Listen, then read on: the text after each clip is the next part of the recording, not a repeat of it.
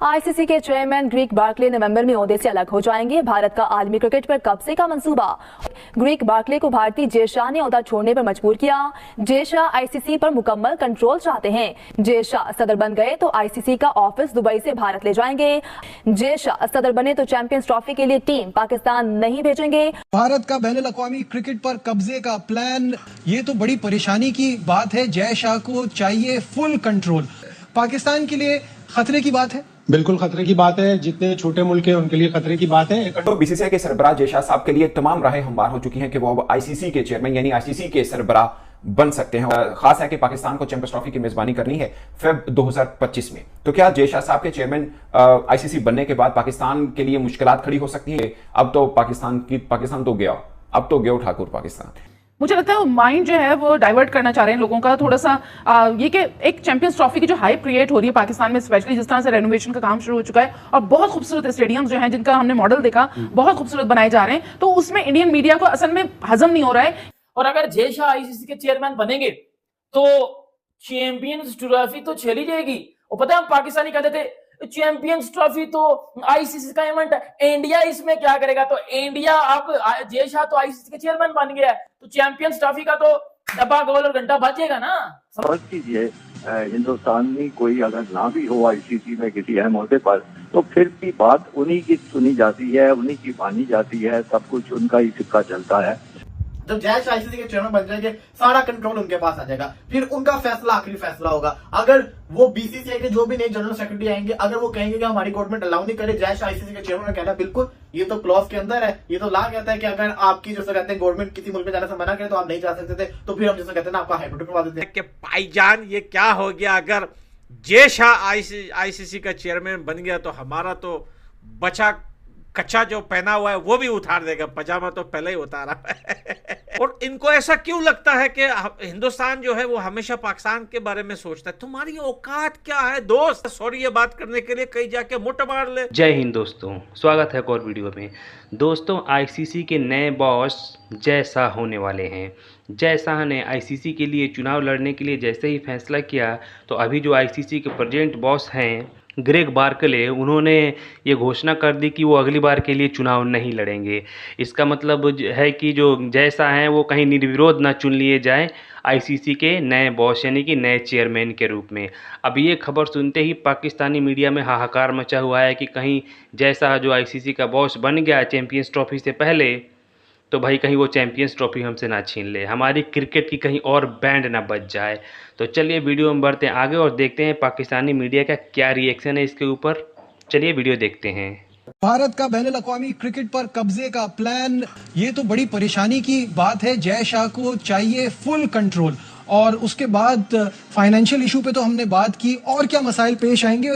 पाकिस्तान के लिए खतरे की बात है। बिल्कुल खतरे की बात है। जितने छोटे मुल्क हैं उनके लिए खतरे की बात है। पहले से था, अपना कंट्रोल मजीद बढ़ाना चाहते हैं। और जय शाह अब अगर आईसीसी के बिल्कुल चेयरमैन बनेंगे, उनको ऑस्ट्रेलिया और इंग्लैंड की हिमायत हासिल है। और 27 अगस्त तक बोर्ड्स ने अपने नॉमिनीज भी देने होंगे कि ये चेयरमैन के लिए लड़ेंगे।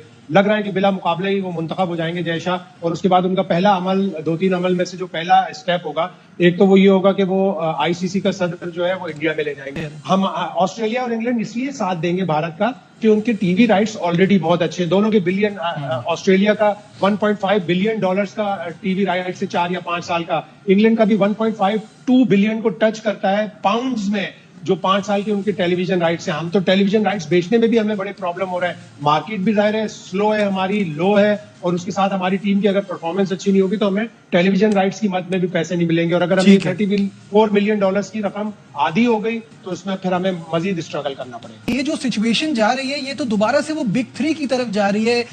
भारत चाहता है इंटरनेशनल क्रिकेट पर अपना कंट्रोल, और इसके लिए उसको ऑस्ट्रेलिया और इंग्लैंड की हिमायत भी हासिल हो गई। एक बार फिर वहीं जाकर बात रुक रही है। ये बिल्कुल ये बहुत अहम खबर है। भारत का बड़े अरसे से ही आईसीसी पे कब्जा हो चुका है। उसमें तकरीबन 40% जो है वो हिंदुस्तान के पास चला जाता है। और उनकी दलील यही है कि चूंकि पैसा यहाँ से ज्यादा निकलता है, जनरेट होता है, इंडिया में बड़ी कॉर्पोरेट सपोर्ट है क्रिकेट को हासिल, तो इसलिए उनका हक ज्यादा बनता है।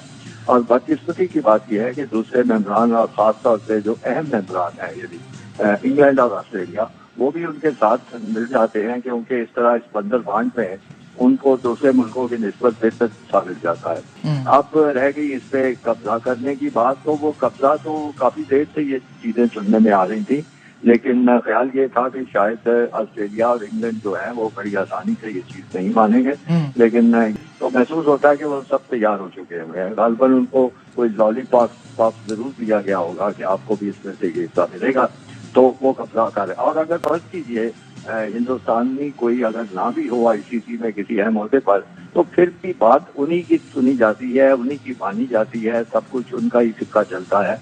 जो ब्रॉडकास्टर से आईसीसी को मिलने वाली जो $3 बिलियन के नशरियाती हुकूक थे, उसको भी आधा करने की बात हो रही है, तो फिर तो उससे जो पाकिस्तान को 34 मिलियन मिलते थे उसका भी फर्क पड़ेगा। जो छोटे बोर्ड है वो तो और बड़ी परेशानी में चले जाएंगे।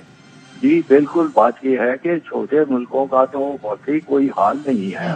ये बड़ी एक लम्हा फिक्रिया है। मैं समझता हूँ कि इस वक्त भी अगर छोटे मुल्क कुछ ख्याल करें, क्योंकि वोट तो सबका बराबर है, अगर छोटे मुल्क ख्याल करें वो सारे इकट्ठे हो जाएं, और कोई इतने छोटे मुल्क भी नहीं है। पाकिस्तान छोटा मुल्क नहीं है, जनूबी अफ्रीका छोटा मुल्क नहीं है, न्यूजीलैंड मुल्क छोटा है लेकिन बहुत पुराना, यानी जो आईसीसी का मेंबर है, पाकिस्तान से भी पहले का मेंबर। तो अगर ये लोग अपने हकूक के लिए मुत्तफिक नहीं हो सकते, मुत्तहिद नहीं हो सकते, इकट्ठे नहीं हो सकते, तो फिर इनके साथ वही होगा जो कि इस वक्त ये ऑस्ट्रेलियन अखबार बता रहा है। जय शाह को जो है आईसीसी का चेयरमैन बनाने जा रहे हैं। आईसीसी का न्यू बॉस जो है वो जय शाह बनेगा। इस चीज को लेकर पाकिस्तान के सारे स्पोर्ट्स जर्नलिस्ट जो है घबराए हुए हैं और बड़े जो है बौखलाए हुए हैं। आपको लग रहा है कि ये मैं झूठ बोल रहा हूं?